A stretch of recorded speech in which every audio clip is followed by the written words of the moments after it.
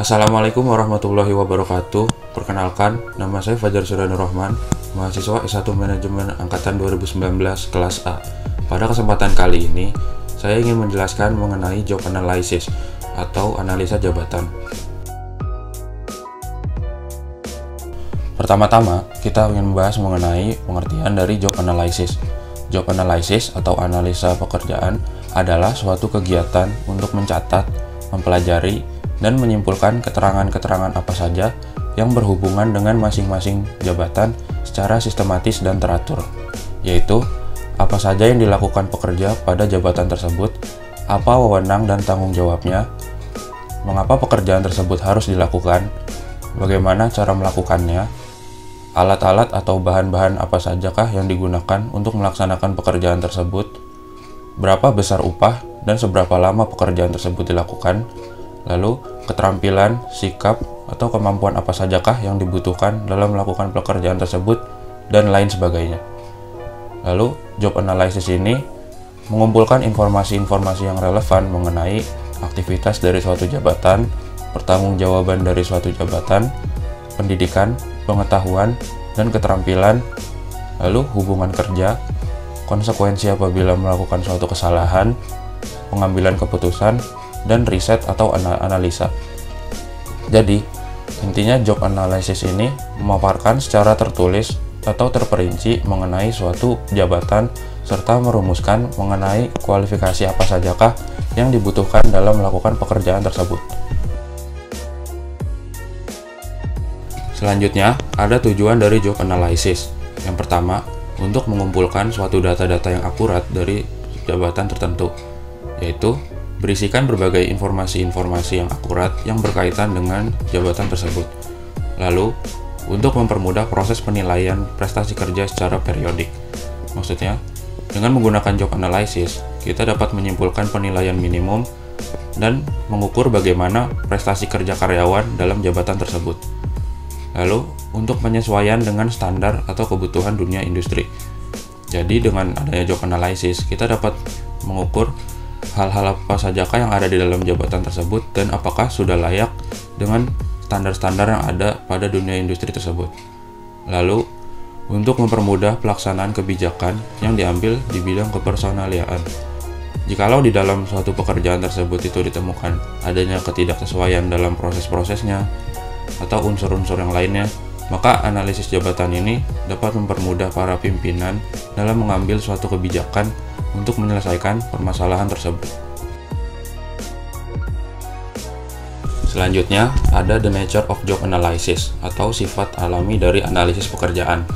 Supervisor atau spesialis SDM biasanya mengumpulkan satu atau lebih informasi-informasi berikut melalui analisis pekerjaan.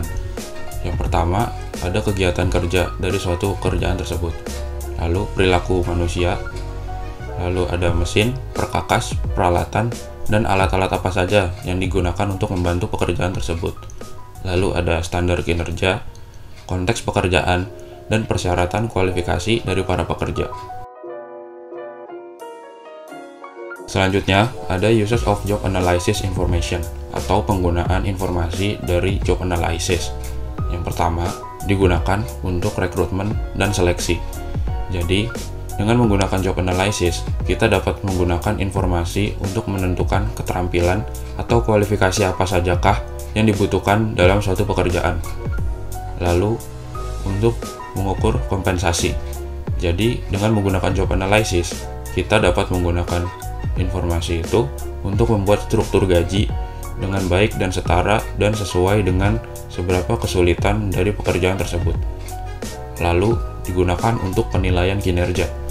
Jadi, kita dapat menggunakan informasi yang terdapat pada job analysis untuk menentukan bobot atau skor dalam penilaian kinerja para karyawan. Lalu, digunakan untuk pelatihan. Jadi, dengan menggunakan job analysis, kita dapat menggunakan informasi-informasi apa sajakah untuk melakukan pelatihan khusus yang dibutuhkan oleh karyawan dalam suatu pekerjaan tertentu. Lalu, untuk menemukan tugas yang belum ditugaskan. Jadi, kita dapat menggunakan informasi yang ada dalam job analysis ini untuk menemukan tugas baru yang terkait dengan pekerjaan yang telah dianalisis sebelumnya. Lalu untuk kepatuhan EEO. Jadi kita dapat menggunakan informasi dalam job analysis untuk menyusun beberapa aturan-aturan yang terkait dengan kesehatan dan keselamatan lingkungan kerja. Methods of collecting job analysis information, atau metode apa saja untuk pengumpulan informasi analisis pekerjaan. Yang pertama, ada metode wawancara terhadap karyawan.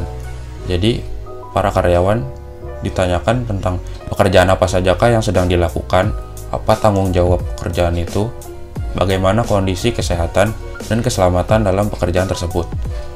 Lalu ada dengan pengisian kuesioner. Lalu ada pengamatan yang dilakukan terhadap pekerjaan tersebut. Lalu ada pengisian buku harian peserta, yaitu daftar buku harian yang ditulis oleh para pekerja setelah melakukan berbagai kegiatan pekerjaan. Lalu ada dengan menggunakan teknik analisis pekerjaan kuantitatif, dan yang terakhir ada dengan kuesioner analisis posisi. Demikian yang dapat saya sampaikan. Mohon maaf apabila terdapat kesalahan. Wassalamualaikum warahmatullahi wabarakatuh.